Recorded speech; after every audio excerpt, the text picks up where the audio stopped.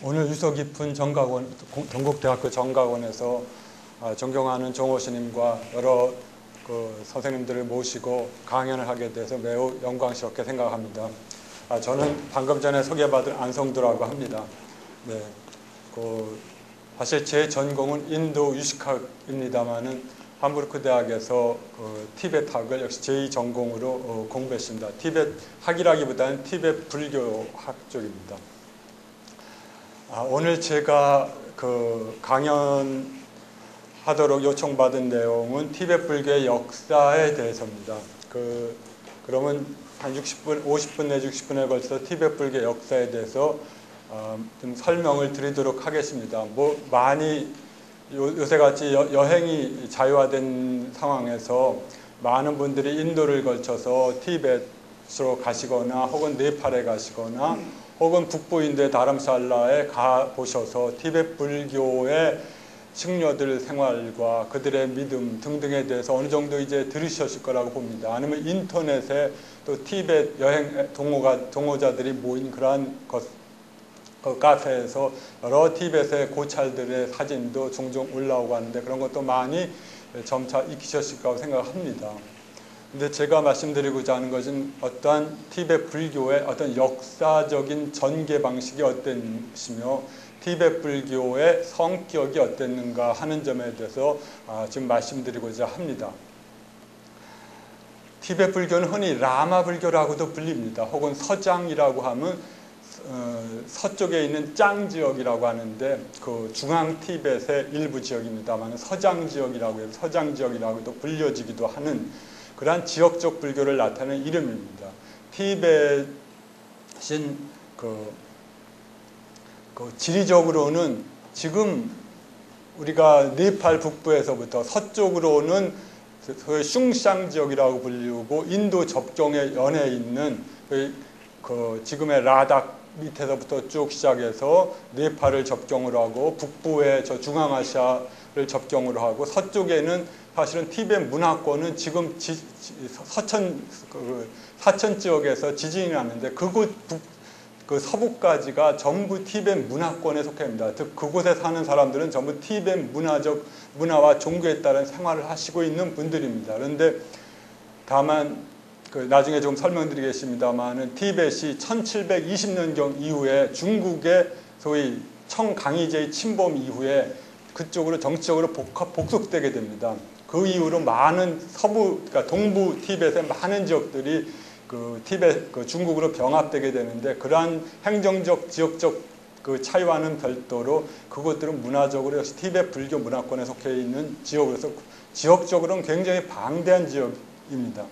아마 중국이 티베트를 포기할 수 없는 그곳에 묻혀있는 엄청난 지하 자원이 중요 원인이라고 생각합니다만, 이러한 지역적 차이는 소위 세계의 고원이라고 불리는 히말라야 고원에 위치하고 있는 지역들입니다. 인구는 대략 한 500만 정도가 있다고 생각을 합니다. 네. 티벳은 우리가 크게 4시기로 나눌 수가 있습니다. 첫 번째 시기는 아마 650년을 전후하여 소위 불교가 본격적으로 티벳에 소개되기 이전의 시기들, 그 다음에 850년까지의 왕조 시기가 있습니다. 그건 불교를 적극적으로 혹은 도입했고 티벳의 인도에서 번역된 인도에서 산출된 불전을 번역했던 시기, 그리고 다시 이 시기까지가 소 1차 전파기라고 불려지는 시기입니다. 650년경에서 850년까지의 시기입니다. 그리고 대략 한 60년 내지 120년간의 혼란기를 걸쳐서 950년에서부터 제2차 전파기가 이루어집니다. 전파기라고 하는 말씀은 즉 인도 불교가 티벳으로 전파되었다고 하는 그러한 의미에서의 전파기입니다. 그러면 650년경이라고 하는 기준은 소위 티벳이 처음으로 이 세계사의 정치 무대에 등장하기 시작한 그 시점을 말합니다. 그 이전까지 티벳은 거의 기록이 남지 않습니다. 그러나 이 650년경에 위대한 송첸 간포 왕이라고, 우리 왜 광개토 대왕에 거의 비견할 만한 왕입니다. 결혼 동맹을 통해서 이 조그만 지금의 라사 근처 밑에 있는 조그만 지역적 왕조가 결혼 동맹을 통해서 급속하게 팽창하게 시작했습니다. 송첸간포의 왕인 네첸간포라든가 등등의 선조들은 그 조그만 왕조의 왕가의 수반이었지만 송첸간포 왕에 의하여 소위 쌍슝 지역이라고 하는 거대한 지역들이 병합되고, 그리고 동쪽으로는 여러분들이 634년이라고 하면 소위 당나라 당태종 때입니다만은, 그때 당나라까지 침범하고, 그리고 북쪽으로는 여러 오아시스 국가들, 소위 실크로드의 여러 오아시스 국가들을 병합하고, 남쪽으로는 네팔을 통해서 인도를 공격하고, 서쪽으로는 역시 지금의 타직이라고 불리는 인도까지 공격해 들어갔던 그러한 군사적인 팽창 시기였습니다. 이러한 네 국가들은, 인도가 동서남북에 접경해 있던 모든 국가들은 하나같이 공통점을 갖고 있었습니다. 즉 그들은 불교 국가였습니다. 그러니까 이러한 군사적 팽창 정책을 통해서 이 송첸간포 왕과 티베딘들이 발견한 것은 소위 매우 발전된 형태의 고등한 불교였습니다.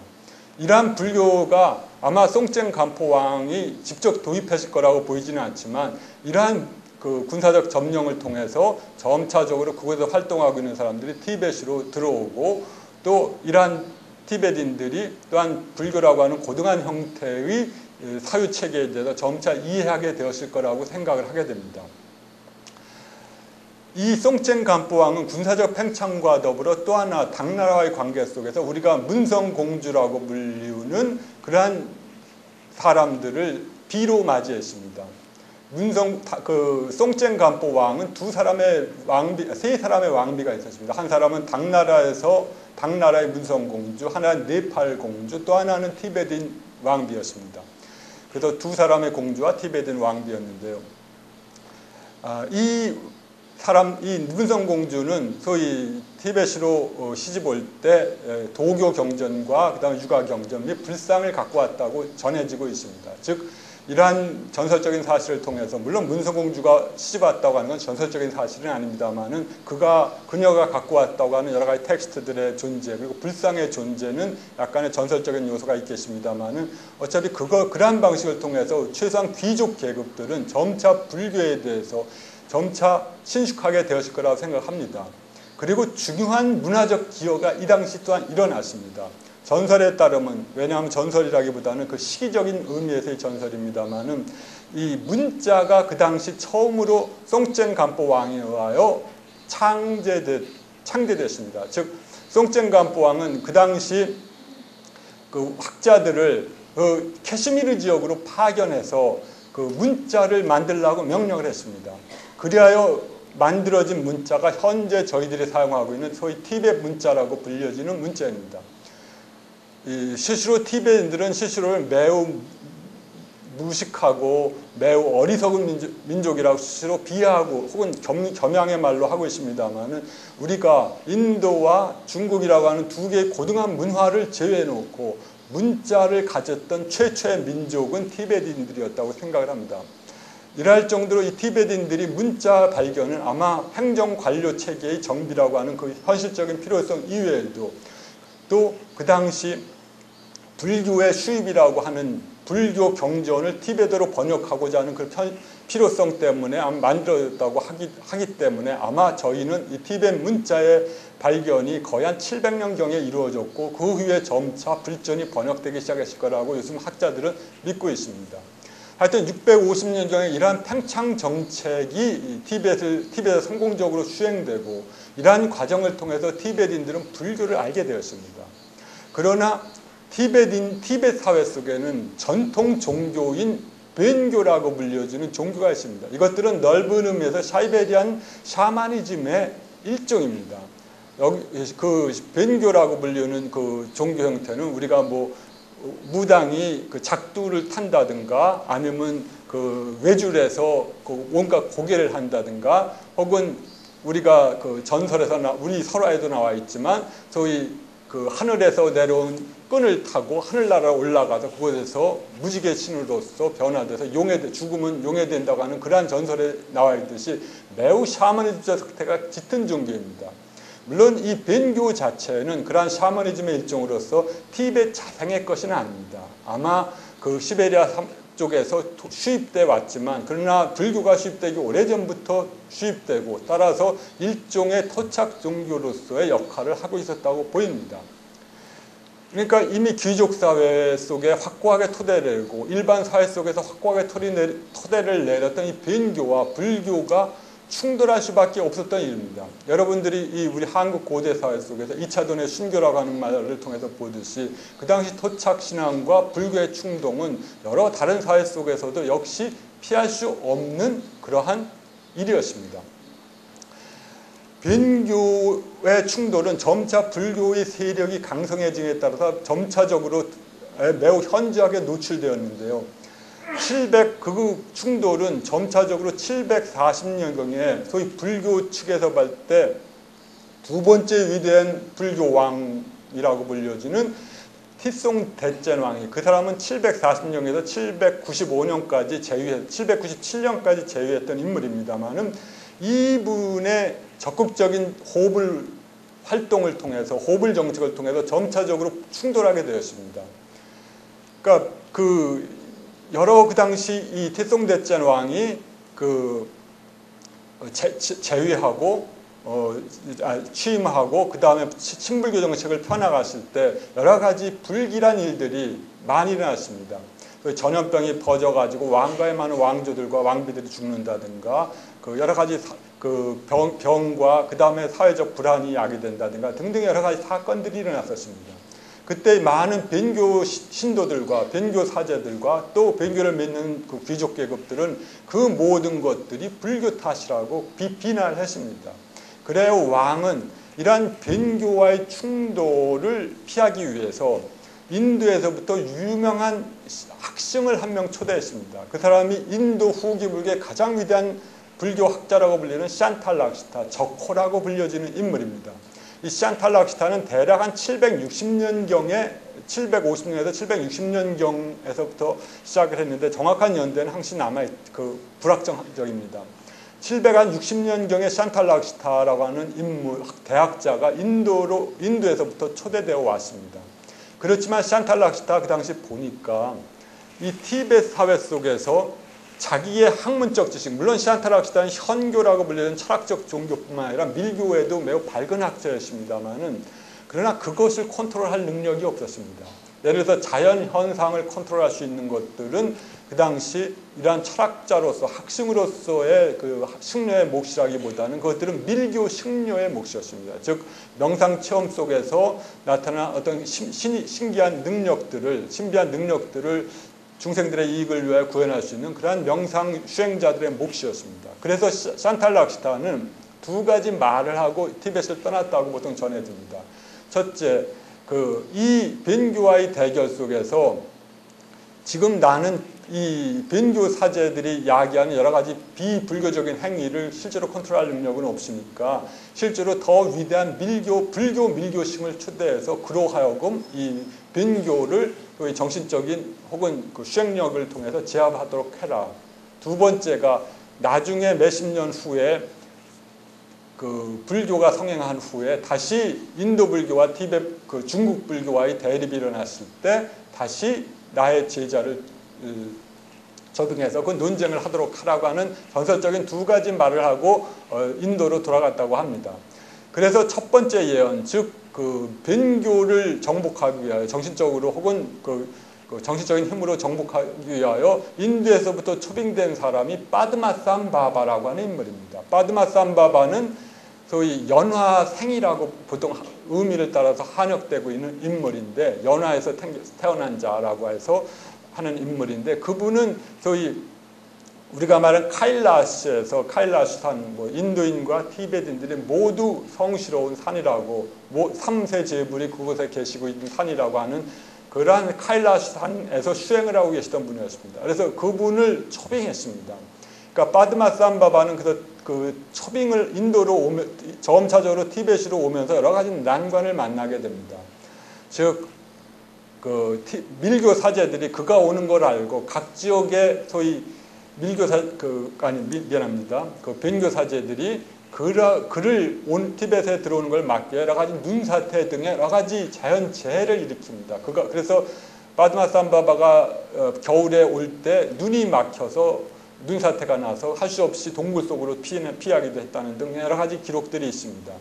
그렇지만 우여곡절을 거쳐서 바드마산바는 점차적으로 중앙 티벳, 지금의 수도 라사 근처로 오면서 그가 갖고 있는 뛰어난 주실력을 통해서 그 각각의 그 변교 사제들과 연결된 산신들을 정신적으로 굴복시키고 그들을 불교로 소위 말해서 그 불교 신자로 바꾸게 하고 있습니다. 이러한 성공적인 그 사업을 통해서 점차 바드마산바바가 티벳의 라사에 도착했을 때 이미 변교 사제들은 이 바드마산바의 위대한 주실력이 자기들의 주실력보다 더 뛰어나다는 걸 알고, 즉 불교가 정신적으로 자신들이 믿어온 그러한 변교의 능력보다 뛰어나다는 걸 알고 일종의 타협을 하게 됩니다. 그래서 불교를 국교로 받아들이는 대신 변교는 하나의 토착 신앙으로서의 역할을 하게 됩니다. 따라서 그 이후에 변교는 불교와의 끊임없는 습합 과정을 거쳐 가게 됩니다. 물론 지금까지 변교는 남아있고 그런 변교적 요소는 남아있지만 그것은 전형적인 소위 융합주의적 방법으로, 즉 불교의 하위 체계 속에서 불교의 체계, 정치적 체계와 수행 체계를 받아들이면서 자기들의 아이덴티티를 소위 어느 정도 유지해가는 방식으로 남아있게 됩니다. 그것들이 이루어진 것들이 대략 750년, 60년경에 이르렀습니다. 그래서 불교가 국교화되면서 이제 티송대전 왕의 그 칙량에 의해서 국교화됩니다. 그때 또 하나의 문제가 됐던 것들이 이제 중국 불교와의 충돌이었습니다. 그때 군사적, 정치적으로 티벳은 굉장한 성공을 거두고 있었습니다. 소위 우리가 말하는 동부 티벳을 걸쳐서 그 소위 쫑카파라고 불리는 위대한 그 학자가 태어났다고 하는 지역이 지금의 청해성입니다. 그 청해성을 넘어서 지금 그 중앙아시아의 그 도낭 지역을 점령하게 됩니다. 티벳군들이. 도낭 지역은 여러분들이 아시다시피 페리오 문서라든가 슈타인 문서 쪽으로서 여러 가지 엄청난 종류의 고문서들이 20세기 초에 발견된 지역들입니다. 도낭 불교는 중국에서 750년 경우 굉장히 당나라의 정세가 분열되었을 때 많은 식자들이 불교도들이 도낭 지역에서 피신처를 쳐닫고 대부분의 문헌들이 한역으로 남아있고 또 여러분들 금강경이라든가 등등의 귀중한 자료들이 소위 입장되기 이전에 소위 3장 대장경으로 입장되기 전에 그 문서로서 남아있기 때문에 매우 중요한 그 문학적으로 혹은 종교적으로도 매우 중요한 지역들입니다. 초기 불교, 초기 대승불교, 중국 불교의 형태를 알아볼 수 있는 매우 중요한 자료적 근거를 주는데요. 이 지역을 점령했습니다. 이 지역을 점령했을 때 그곳에 있었던 선승들이 소위 선종승려들이 티벳으로 자연스럽게 들어오게 되었습니다. 이 티벳으로 오게 되면서 혹은 이분들이 그 주장했던 것들이 소위 우리가 선불교라고 불려지는 그 당시는 뭐 북선이니 남선이라고 하는 것들이 그 당시 명확한 형태로 남아있지는 않았을 것입니다. 분화되지는 않았을 것입니다. 우리가 지금은 이미 뭐 육조 시대 해능과 신슈라고 하는 그 북중 선종으로 있다고 하지만 실제로 그 당시 700년대 후반에 그 승려들이, 그 지역에 있었던 승려들이 그런 명확한 의식을 갖고 있었던 것 같지는 보이지 않습니다. 그 문헌에 의해 판단해 볼 때. 하여튼 그렇지만 이러한 선종적인 방식으로 수행했었던 승려들이 그 티벳의 수도로 와서 민간에서 굉장한 성공을 거두게 됩니다. 이들이 소위 이들의 대표자가 우리가 알고 있는 마하연이라고 불려진입니다. 마하연은 우리가 알고 있듯이 마하야나, 즉 대승 화상입니다. 이 대승 화상이 들어오면서 그 제자들과 그 선종을 따르는 그 주행자들이 매우 많은 환영을 받게 됩니다. 특히 왕비 집안 쪽에서 굉장히 환영을 받습니다. 이것들은 하나의 종교적인 측면도 있고 또 하나 정치적인 측면도 있었을 거라고 생각합니다. 왕가는 그 당시 티송대전은 강력히 불교 정책을 피면서 우리가 그 연화계를 통해서 연화생을 통해서 알고 있듯이 친인도 불교 정책을 펴나갔습니다만은 이러한 정치적인 균형을 유지하기 위해서 변교 대신에 그 반대파들이 선택한 것들이 이제 중국 불교 쪽이었습니다. 이 중국 불교를 선택한 사람들은 왕비 계열과 그다음에 몇몇 귀족 계급들이었습니다. 그리고 민간 신앙 속에서도 선불교를 통해서 대표되는 소위 도노적 가르침들이 이 많은 그 사람들의 마음을 움직여서 그쪽 신자들이 많이 생겨났습니다. 그리고 이 두 불교를 따르는 집단들 간에 소위 폭력적 충돌도 점차적으로 성행했다고 합니다. 따라서 이러한 불교 내부의 폭력 사태를 종식시키기 위하여 왕은 그 소위 종론이라고 불리는 불교 대회를 열 것을 제안했습니다. 종론이라고 불려지는 것이 일종의 불교 토론회인데, 물론 불교 토론회라고 하는 것이 인도적 맥락이든 티베트적 맥락이든 항시 어떤 철학적 논의만 이루어지는 것이 아니라 그래서 주술과 마술이라고 하는 소위 삼매체험에서 일어났던 여러 가지 초자연적인 능력을 동원한 어떤 컨테스트 방식으로 진행되긴 하지만, 이러한 방식으로 토론의 방식을 통해서 어떠한 불교 형태가 수승한지를 결정하자고 제안했습니다. 따라서 중국 쪽 불교를 찬동하는 사람에서는 마하연 사상을 중심으로 그 세 사람이 대표자가 나섰고, 인도 불교를 중심으로 한 사람들은 그 말씀드렸던 그 샨탈락시타의 제자인 까말라 쉴라라고 불려지는 인물을 중심으로 논쟁을 준비했습니다. 그 철학사적으로 볼 때 마하연 화상은 소위 지금은 입대승 정리격 석이라고 불려지는 도량문을 통해서 남아있지만, 철학사상적이라든가 종교적 혹은 영향력적인 사상사적인 영향력을 볼 때 마하연은 까말라 실라의 대적자가 되지 못합니다. 까말라 실라는 샨탈락시타의 수제자로서 소위 9세기 인도 불교를 찬란하게 수놓았던 대논쟁가입니다.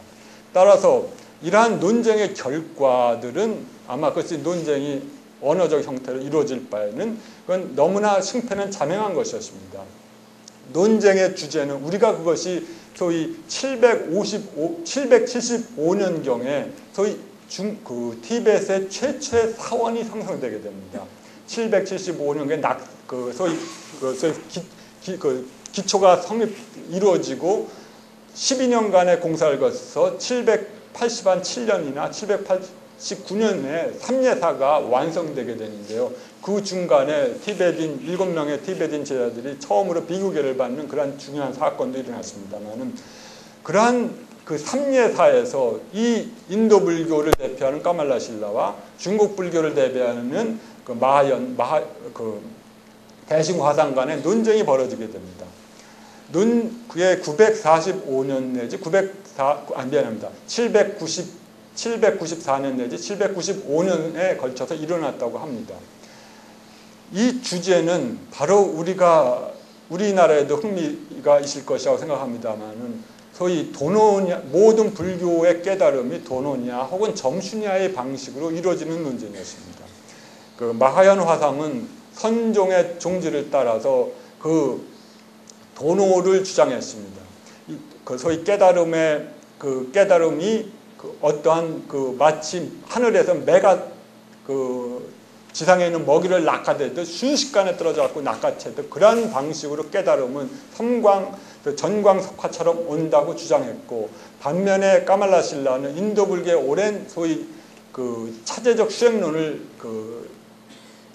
따라서 깨달음은 오랜 수행을 통해서 점차적으로 획득된다. 그것은 3아신기에 걸친 대승불교의 일반적인 가르침에 따라서 우리가 보살행을 수행했을 때 그 공도의 결과로 찾아오는 것이지, 이것은 점광석화 같은 그러한 방식으로 오는 것이 아니다라고 하는 방식을 주장했습니다.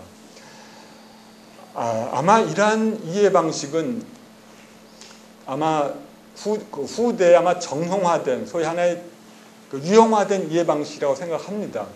즉 그것들은 실제적인 역사적 사건을 가리킨다기보다는 후대의 티베트 불교 사가들이 어떠한 방식으로 중국 불교의 선종적 전통을 이해했고, 어떠한 방식으로 인도 불교의 대승 불교의 철학적 이론의 핵심을 이해했는가 하는 그러한 측면을 보여주고 있습니다. 티베트인들이 볼 때 소위 인도 불교의 가르침은 소위 점수입니다. 여러분들이 소위 계단을 따라 쭉 건설될 그 계단을 따라 본당으로 올라갈 때, 제일 높은 방으로 올라갈 때 처음에는 굉장히 계단이 낮지만 올라가면 올라갈수록, 특히 우리가 보사 십지라고 불려지는 그 마지막 단계에서는 계단이 굉장히 가파라고 발 디딜 틈도 굉장히 좁은 걸 보게 됐습니다. 이러한 방식으로 깨달음은 점차적으로 오고 마지막 것이 보사십지 법은지를 걸쳐서 뭐 등강묘각이 하든 그 단계를 거쳐서 완전한 깨달음의 단계로 올라간다고 하는 것들이 일반적으로 소위 우리가 현관론이라고 불려진 인도 불교의 정신적 전통이었습니다. 그러한 방식에 따라서 이 까말라실라는 논지를 전개하고, 따라서 이 논사가 소위 대승화상의 소위 방식을 이겼습니다. 그것은 아마 현실적으로 반야라고 하는 것들이, 우리가 육바라밀다 중에 반야가 소위 그 자체적으로 작용하는가, 아니면 여러 가지 보시직의 인욕, 정진, 선정이라고 하는 5가지 지질 중에서 각각의 반야가 불가결한 요소로서 작용할 때 깨달음이 오게 되는가 하는 그러한 측면과 관련이 있는데, 그러한 측면 속에서 까말라실라는 후자의 방식을 택해서 그 논쟁을 했고, 그 결과 그 까말라실라가 승리하게 되었습니다. 왕의 입회하에서 전개된 논이기 때문에 이 삼예사의 논쟁에서 패한 측은 티벳에서부터 정치적으로 추방되는 운명을 감수한다고 서약을 했습니다. 따라서 이 794~5년경에 이루어진 이 논쟁을 통해서 인도 불교가 티벳 불교에 있어서 하나의 주류 세력으로 자리 잡는 하나의 결정적인 계기가 되었습니다. 물론 중국 불교, 특히 선불교 전통이 티벳 불교에서 없어진 건 아닙니다. 그 당시 이 티벳 불교 사회 내에서 이 중국 불교의 선종 전통은 우리가 흔히 닉마파라든가 하는, 소위 닉마파라고 하는 것은 조금 이따 간략히 설명드리겠습니다만은 인도 불교, 티벳 불교 4개 학파의 가장 오래된 학파로서 고단트라 학파라고도 불려지는 학파입니다만은, 이 학파의 그 대완성 혹은 대구경이라고 불려진 족첸의 이론 속에서, 혹은 족첸의 수행론 속에 그대로 녹아 들어가 있습니다. 그래서 현대 학자들은 실질적으로 족첸 이론이라고 불려지는, 대구경이라고 불려지는 그 닉마파의 최고의 교리는 이 선종의 교리 이외에 아무것도 아니다라고 하는 그러한 말을 하고 있습니다만, 어쨌든 이러한 고단트라파의 이론 속에 매우 깊이 삼투되어 있다고 말할 수가 있습니다. 정치적으로 계속 말씀드리면, 혹은 정치 문화사적으로 이 논쟁이 있은 후에 티송대전왕은 얼마 있어 죽었고, 그 후에 다시 여러 가지 정치적 우여곡절을 항시 있게 됩니다. 티벳의 왕조는 끊임없이 왕위 계승을 둘러싼 소위 귀족과 왕비 계열, 그리고 왕 세력 간의 끊어오는 투쟁이었습니다.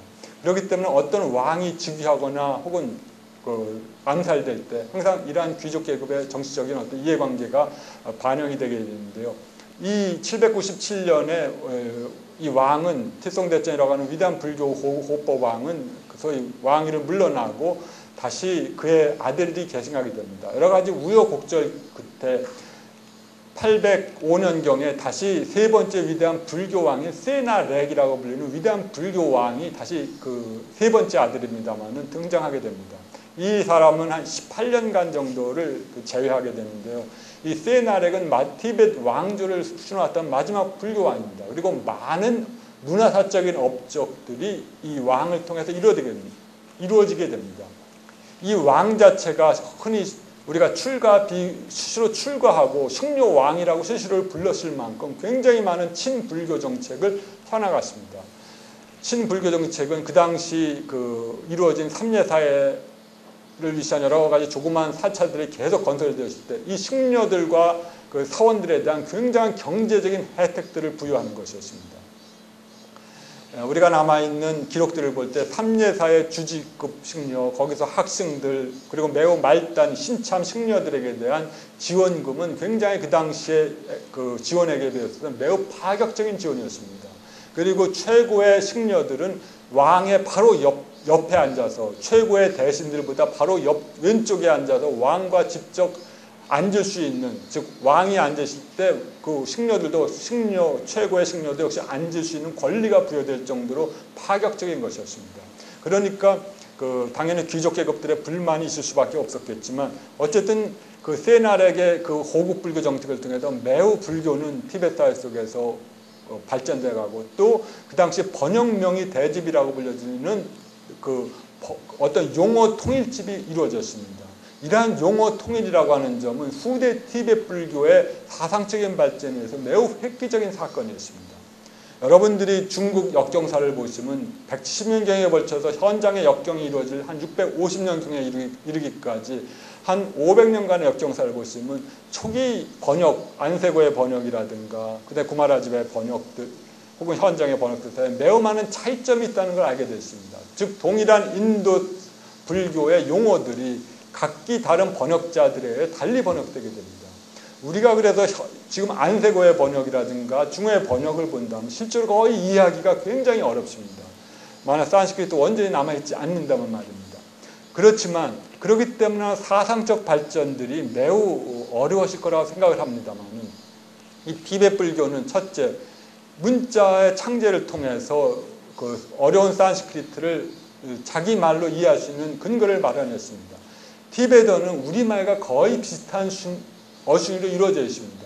즉 우리말과 조사를 통해서 우리말이 가, 은, 이를 통해서 주격조사가 이루어지고 을을 통해서 목적격 조사가 이루어지고 에서 에를 통해서 척격조사라고 하는 장소를 규정하는 방식으로 계속 조사들이 명사에 붙여가지고 어떤 문장 내에서의 자유로운 격을 이루게 됩니다.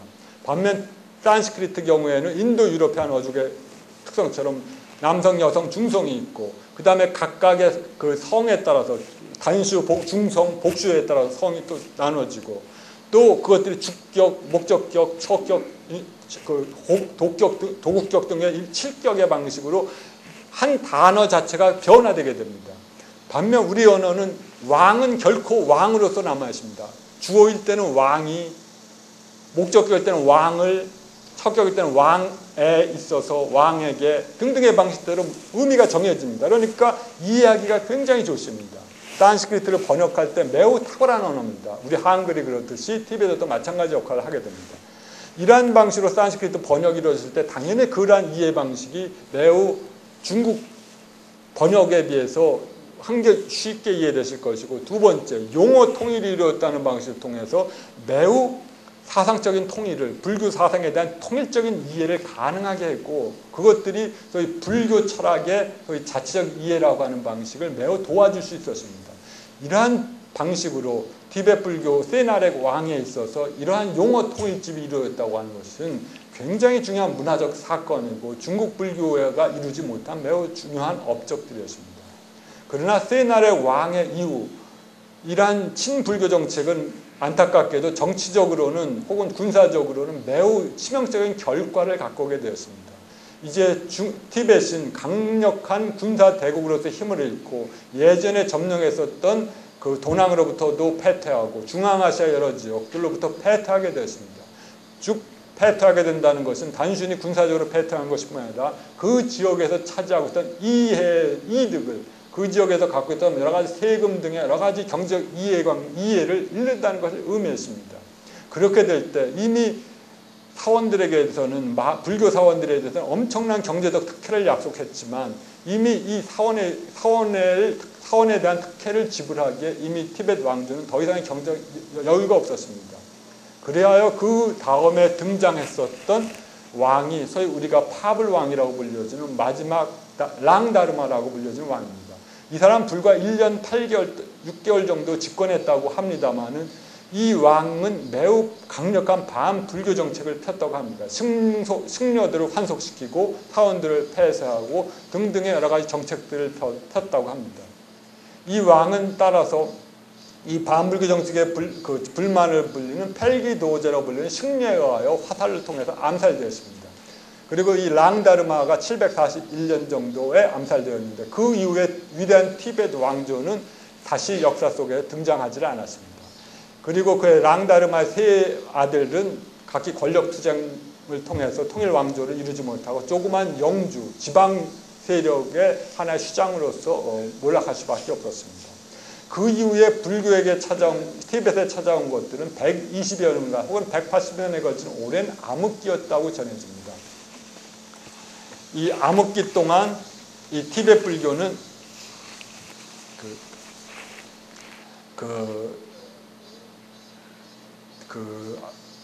소위 우리가 아는 한 1000년, 기원 1000년을 전후하기까지 매우 암흑기가 찾아왔습니다. 이 당시 암흑기라고 하는 것은 정치사적 공백기며 또한 문화사적 공백기도 하고 종교, 불교 측의 입장에서 볼 때도 여러 가지 치명적인 오해들이 잉태되었던 시기도 하기 때문입니다. 많은 승려들이 소위 섣부른 방식으로 소위 밀교 의례를 집행하기 시작했습니다. 밀교 경전에 쓰여진 방식을 글자 그대로 해석해서 예를 들어서 소위 해탈 의례라고 하거나 그럴 때 해탈이라고 하는 말 그대로 해탈한다고 하는 의례인데 그 방식을 소위 몸과 정신을 분리시키면 해탈이라고 하면서 지나가는 여행자들을 죽이고 그 목숨을 빼앗으면서 나는 해탈 의례를 행했다는 방식으로 소위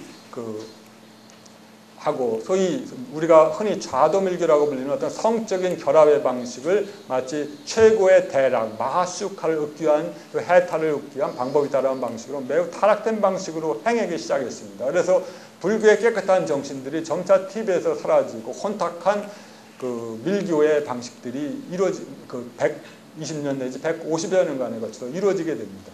이때 서부 티벳에서 장쯔웨라 혹은 예세웨라고 불리는 위대한 불교 왕이 선을 세우게 됩니다.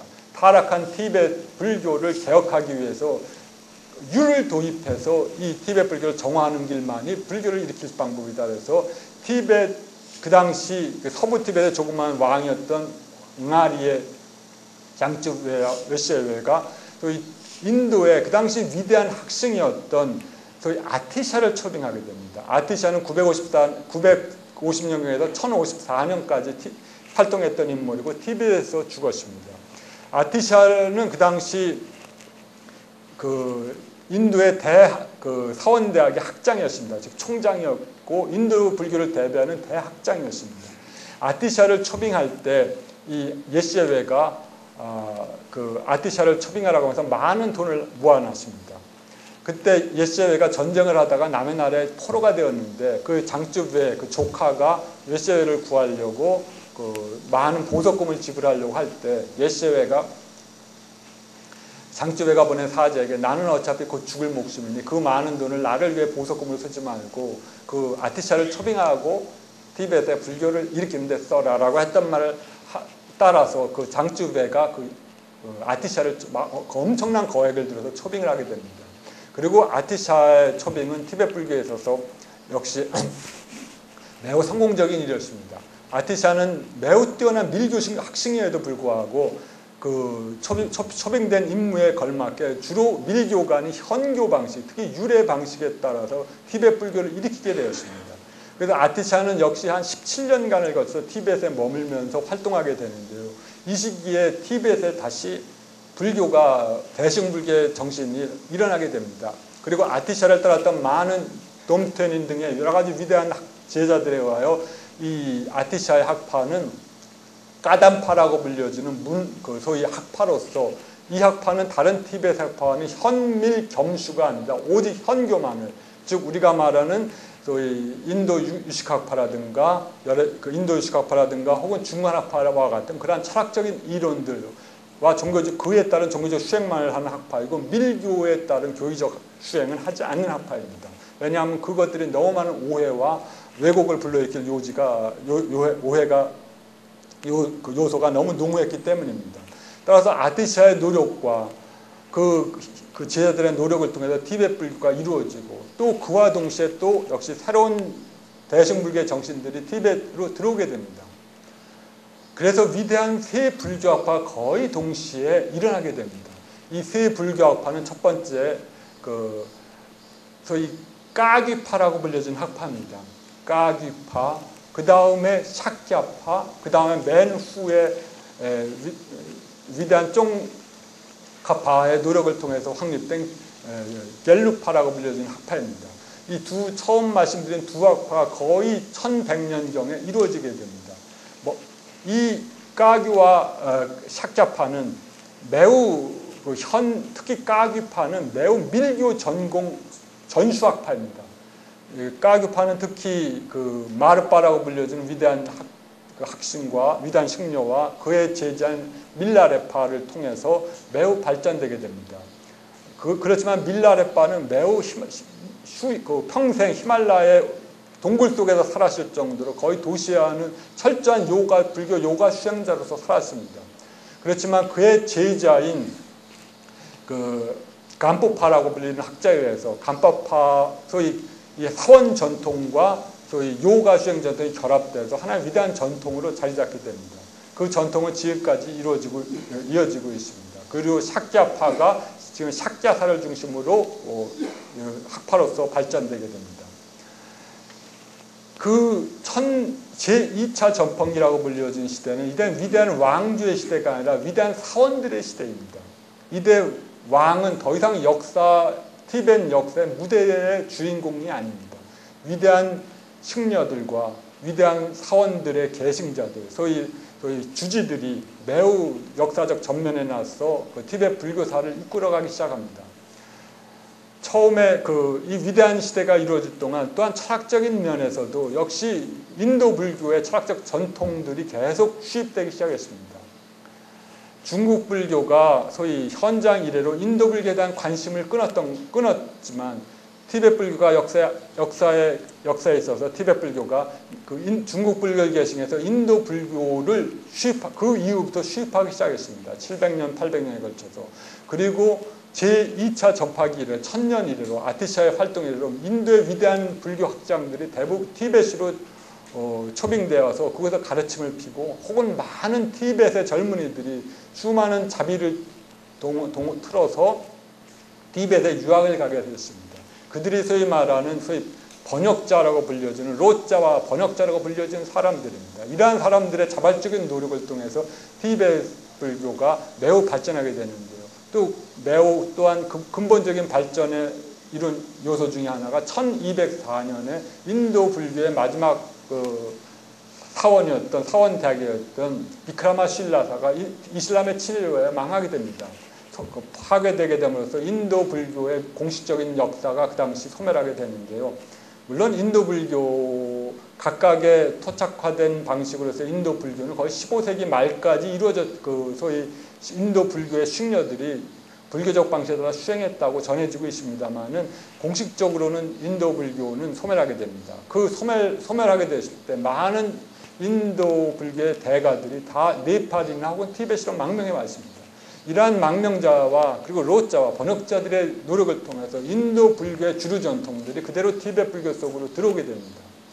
그리고 즉 유식학파와 중관학파의 위대한 전통들이 들어오게 되고 그 이후에 밀교 전통들도 역시 접합되게 됩니다. 이러한 것들은 물론 인도 불교의 개신학파로서 티베트 불교의 역사적 사명을 말해주는 것이기도 하지만 그렇다고 티베트 불교가 단순히 인도 불교를 그대로 개신한 것만은 아닙니다. 티베트 불교는 우리가 말하듯이 인도 불교의 개신자이면서도 인도 불교에서 이루어지지 못한 여러 가지 주요한 특성들, 인도 불교가 갖고 있는 철학적인 측면들을 보다 더 세분화시키고 보다 더 심화시켜 이해하는 데 성공했습니다. 인도에서는 소위 우리가 중관학파라고 부를 때, 용수적 전통에 따른 중관학파라고 부를 때 보통 그 구분을 하지를 않습니다만은 티베트 불교에 따르면 중관학파를 보통 소위 자립행 중관학파라든가 혹은 귀류행 중관학파라고 불려집니다. 이러한 구별들은 매우 티베트 불교 학자들의 자치적 노력을 통해서 이루어진 것이고 그것들은 지금 이 시각에 말씀드릴 시간은 없습니다만 공성에 대한 공성 이해에 대한 보다 세밀한 티베트인들의 논증을 통해서 획득되고 그것들이 명상 전통과 결합돼서 획득되었다는 점은 다만 말씀드릴 수가 있습니다. 즉 이러한 방식으로 그리고 또한 열애장과 공성의 결합이라고 하는 그러한 측면을 또한 티베트는 성공적으로 결합시켰다고 그들은 자평하고 있습니다. 이러한 방식은 여러분들이 동아시아 불교를 볼 때 매우 다른 측면들이 있음을 여러분들이 이해하시게 될 것입니다. 동아시아 불교는 거의 격이불교라고 불려지는 시대를 거쳐서 거의 중국 불교화된 방식으로 인도 불교를 이해하기 시작했습니다. 그래서 200년에서부터 500년 말에 이르기까지 그러한 격이불교 시대를 거쳐서 마침내 천태와 화엄과 선이라고 하는 그 위대한 중국 불교의 시대를 열었지만 그러한 방식은 중관이 희생된 그러한 방식이었습니다. 제가 소위 어느 정도 불교 역사학자로서 말할 때 그 동아시아 불교에 있어서 많은 경우 중관 혹은 우리 동아시아 불교의 이해 방식은 삼론학이 희생된 바탕이었습니다. 삼론학이 그 당시 발전되지 못하고 따라서 인도 불교에서 매우 주류 전통이었던 용수의 교학이 희생된 상태 속에서 열애장이라고 하는 학파가 매우 발전된 방식으로 해석이 되었습니다. 그것들이 중국 불교가 갖고 있는 특색입니다만은 이 티베트 불교는 이 용수 교학을 항시 그들의 교판 위에 최고의 위치에 놓았기 때문에 이 용수 교학이 주장하는 공성을 모든 궁극적인 것들의 가장 절정의 체험으로서 간주하게 되었습니다. 그러니까 동아시아 불교에 있어서 열애장 불성의 주류적 전통과는 달리 티베트 불교에서는 용수적 전통에서의 공성 이해가 매우 전면에 등장하게 되고 열애장 공성은 소위 밀교적 전통으로 융섭되게 됩니다. 물론 티베트 전통은 현교와 밀교가 그 지향하는 바가 둘이 아니다라는 방식으로 현교에서의 최고의 전통인 좀 그 용수의 공성 이해와 그 다음에 그 밀교에서의 소위 그 여러 가지 밀교적 전통이 있습니다만은 소위 무상요가 전통이 지향하는 바가 다르지 않다고 그 둘은 결국은 동일한 것을 다른 언어로 말하고 있다는 점을 강조함으로써 두 전통을 통일시키려고 하고 있지만 이 밀교적 전통은 많은 점에서 그 소위 유식학파의 이해와 유식학파의 소위 수행론적 전통과 열애장의 마음의 이해가 결합된 방식에서 그것이 근간으로 해서 나왔던 것이라고 생각이 됩니다만 이러한 두 가지 위대한 전통, 티베트 불교, 인도 티베트 전통과 인도 중국적 전통들이 각기 다른 방식으로 발전되어 왔다는 걸 생각해 보면 매우 저희들에게 소위 타산지석이 되지 않을까 생각을 합니다. 이제 얼마 정도 남았습니까? 네, 그러면 10분 동안 잠깐 말씀드리고자 넘어가겠습니다. 잠깐 한 5분간에 걸쳐서 티베트 불교 역사를 간략하게 말씀드리겠습니다. 어차피 티베트 불교가 어떤 식으로 전개되었는가를 아시는 것도 도움이 될 거라고 생각합니다. 이러한 사원 불교와 위대한 대사원의 주지를 중심으로 한 불교가 전개되면서 각각의 이 세 학파들, 닉마, 까귀, 그 다음에 삭자파는 각각의 방식대로 발전하게 되었습니다. 그리고 이 대학파들은 각기 소학파로서 분열되게 됩니다. 그러면서 우리가 계속 이 조그만 지역 속에서 분열된 그 티베트 불교가 1200년경을 중심으로 해서 세계사에 등장한 소위 몽고라고 하는 대제국의 영향을 받게 됩니다. 몽고는 티베트로 쳐들어오게 되었을 때 티베트는 재빨리 항복을 선택했습니다. 그래서 그 당시 항복 사절단으로서 그 당시 티베트 불교를 대표하는 위대한 대학자로서 샤크야 판디타라고 불려지는 인물이었습니다. 샤벤이라고 불려지는 인물로서 이 사람은 진짜 티베트 불교 1250년에 51년에 죽은 인물인 거라고 생각하는데 그 티베트 불교를 중기 티베트 불교를 대표하는 대학자입니다. 이 대학자가 사절단으로서 항복 사절단으로 몽고군의 총사령관이었던 고덴이라고 하는 그 몽고 왕에게 갑니다. 그 당시 삿배는 가면서 매우 그 몽고 왕이 그 당시 앓고 있던 병을 고쳐주었습니다. 그러니까 몽고 왕으로서는 이 삿벤이 그렇게 고마울 수 없으니까 몽고 삿벤에게 티베트의 지배권을 하사하게 됩니다. 그리고 쿠빌라이 칸이 그 고덴의 뒤를 이어서 원나라 세조가 된 쿠빌라이 칸은 역시 이 샤크야 판디타의 조카였던 팍바, 이 창소지론이라고 하는 책을 터가지고 우리 한역 대장경서에도 입장된 저자입니다만 이 팍바라고 하는 이 샤크야 판디타의 조카를 역시 몽고가 인정하는 그 티베트 전체의 그 실질적인 지배자로서 인정을 하게 됩니다. 그래서 이 샤펜과 그의 제자들이 이 1360년대까지 70년대까지 몽고가 멸망할 때까지 티벳의 소위 티벳의 지배하는 학파로서 자리 잡게 됩니다. 물론 다른 학파들도 여러 가지 임금 몽고 황조라든가 원나라의 지배자의 환심을 얻기 위해서 여러 가지 방식으로 노력했습니다만은 그 중심에선 그리고 가장 원나라 세조의 애호를 샀던 학파들은 샥자파였습니다. 그 샥자파 이후에 1380년, 60년에서 80년 사이에 점차 원나라가 망한 후에 다시 원나라는 몽고적으로 쫓겨가고 명나라가 등장을 하고 역시 티벳 명나라의 명나라 황제들은 역시 티벳에 대해서 형식적으로 인정을 해주는 선에서 소위 제사들 혹은 제사라고 불려지던 황제 제자의 제시승사자에서 제사들 대부분을 티벳 식녀들로서 채웠습니다.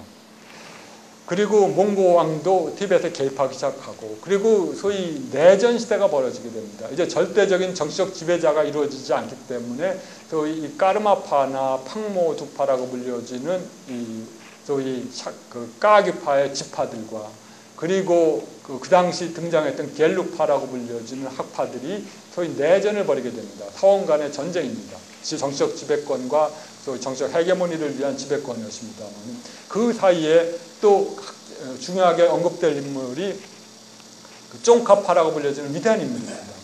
쫑카파는 1357년에서 1419년까지 살았던 사람으로서 티벳 여러 가지 면에서 기준으로 볼 때 가장 위대한 티벳의 불교 철학자라고 하는 명목이 조금도 가식이 아닐 정도로 매우 위대한 학자였고 또한 매우 위대한 교육자였으며 또한 매우 위대한 수행자였습니다. 세 가지 삼위일체적인 가장 이상적인 전형적인 인물이었는데요. 철학자로서 이 사람은 람림제모, 소위 우리가 보리도 차제광론이라고 우리말로 번역돼 나왔습니다만은 그 보리도 차제광론이라는 책을 지어서 소위 현교와 밀교 양방식으로 밀교도 차제광론, 보리도 차제광론이라는 방식을 통해서 모든 것을 소위 차제 방식으로 차제 법문을 통해서 어떤 것들이 위대한 가르침이고 어떤 것들이 보다 더 저열한가, 어떠한 가르침이 어떤 사람에게 유용하며 어떠한 가르침이 어떤 다른 사람들에게 더 유용한가는 방식으로 불교 교학 사상을 체계화시켰던 인물입니다. 그리고 이 사람은 교육자로서 역시 하나의 위대한 제자들을 많이 양성했습니다. 캐둑대라든가 등등의 인물을 통해서 이 사람은 하나의 학파를 형성하게 됩니다. 그것이 겔룩파라고 불려지는 티벳 불교의 네 학파 중에 하나이고 지금의 달라이라마는 이 겔룩파에 속하는 슈장입니다.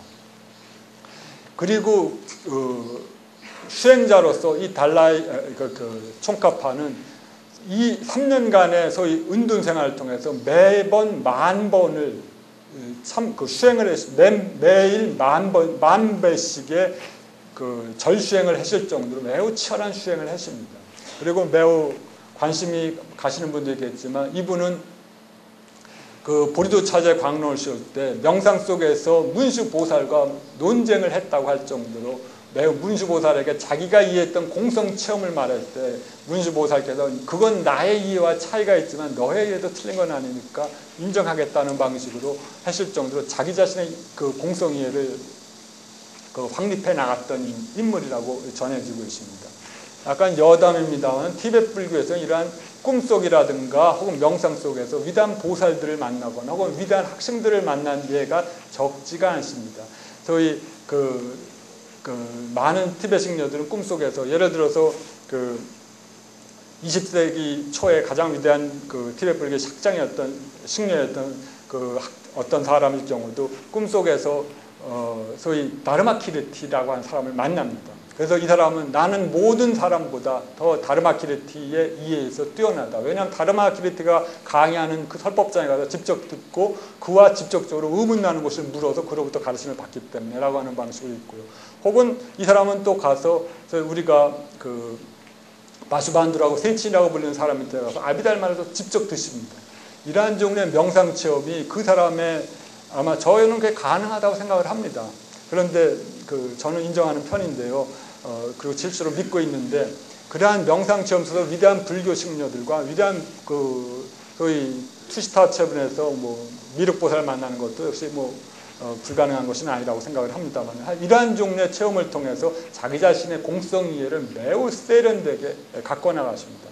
그래서 공성이해에서 마지막 티베트 불교 최고의 이해, 가장 높은 봉우리 하나를 이루었던 인물이고, 이 사건 이후로 이 겔룩파가 1406년인가 1409년에 간덴사의 창립과 더불어 겔룩파가 공식적으로 하나의 학파로 생성되는데요. 그 후에 1650년경에 공식적으로 달라이 라마 5세에 의하여 이 티벳이 다시 정적으로 통일되게 됩니다. 그 몽고군의 도움을 통해서였습니다. 몽고에서 그리고 중요한 사실로서 몽고는 티벳 달라이 라마는 몽고 말로 소위 달라이 라마인데, 이것들이 큰 바다라고 하는 뜻입니다. 텐진 갸쪼라 할 때 갸쪼가 티베트어로 큰 바다이고, 몽고는 달라이라고 하는 뜻인데요. 그러한 방식으로 소위 말해서 몽고 왕으로부터 법명을 하사받게 됩니다. 그리고 몽고 왕의 손자를 달라이라마 5세로 지명함을 통해서 몽고와 티베트 겔룩파 사이의 친밀한 관계가 확연됨으로써 1651년에 드디어 티베트을 정식적으로 통일하게 됩니다. 통일하게 됨으로써 혼란은 끝났지만 여러 가지 내부는 끊임없이 사라지지 않았습니다.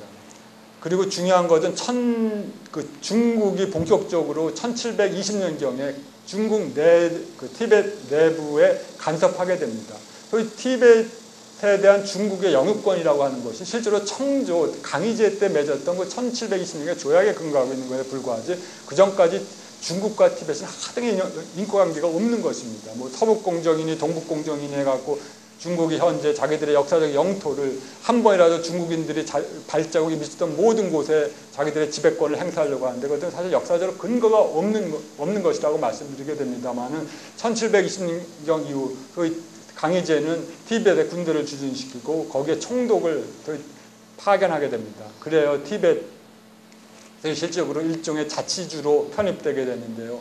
티베트에 대한 자치주는 19세기 말 강대국들의 정치적 내분에 역시 또 흥정거리가 되는 운명에 처할 수밖에 없습니다.